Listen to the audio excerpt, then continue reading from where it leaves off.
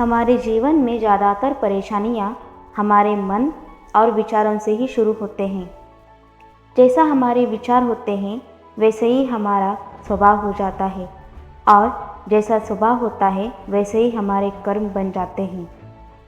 जिस इंसान की सोच अच्छी होती है उसके कर्म भी अच्छे होते हैं और जिसकी सोच बुरी होती है उसके कर्म भी बुरे होते हैं।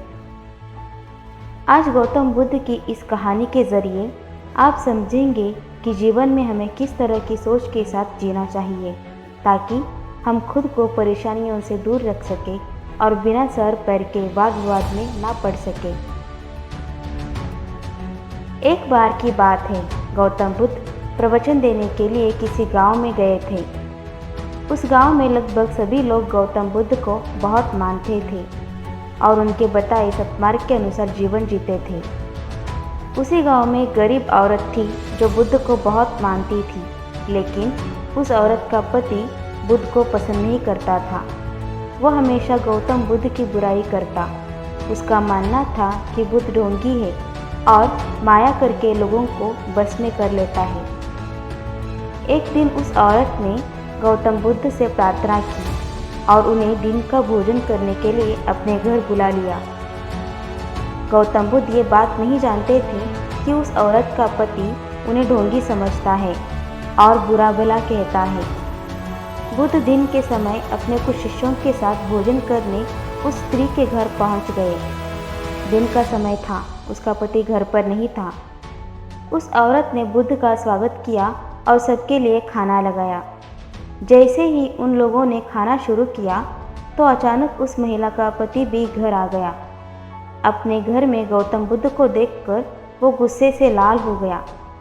गुस्से में आकर उसने बुद्ध और उनके शिष्यों को बहुत बुरा भला बोला और उनके पास रखा भोजन भी फेंक दिया। गौतम बुद्ध ये सब देखकर सिर्फ मुस्कुरा रहे थे। जब उन्हें लगा कि उस व्यक्ति का गुस्सा कम हो गया है तो उन्होंने उसकी पत्नी को भोजन पर आमंत्रित करने के लिए धन्यवाद किया और मुस्कुराते हुए वो अपने शिष्यों के साथ वहाँ से चले गए। भगवान बुद्ध का ऐसा स्वभाव देखकर उस व्यक्ति को मन ही मन बहुत शर्मिंदगी महसूस होने लगी। वो खुद से घृणा करने लगे। सारी रात वो यही सोचता रहा कि इतना अपमानित होने के बाद कोई इंसान इतना शांत कैसे रह सकता है। उसे अपनी गलती का एहसास हुआ और वो अगले दिन बुद्ध के पास माफ़ी मांगने के लिए आ गया।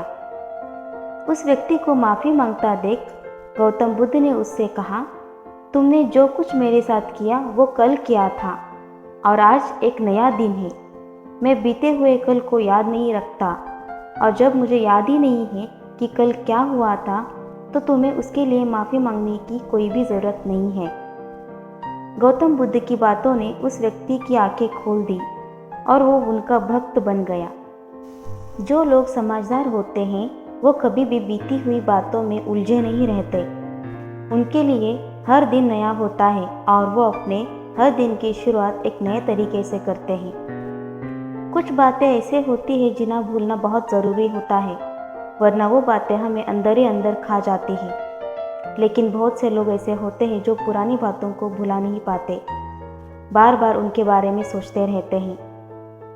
पुरानी बातें या यादें अगर अच्छी है तो कोई समस्या नहीं है, लेकिन अगर वो बुरी है और बार बार याद आती है या आप खुद उन्हें बार बार सोचते हैं तो वो बातें डर, डिप्रेशन, गुस्सा या फिर बदले का रूप ले लेती हैं।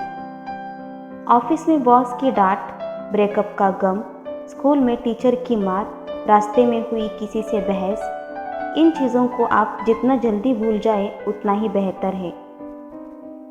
ऐसी चीज़ों को हम जितना याद करते हैं ये हमारे दिमाग में उतना ही नेगेटिव असर डालते हैं और बार बार हमें कुछ गलत करने पर मजबूर करती है।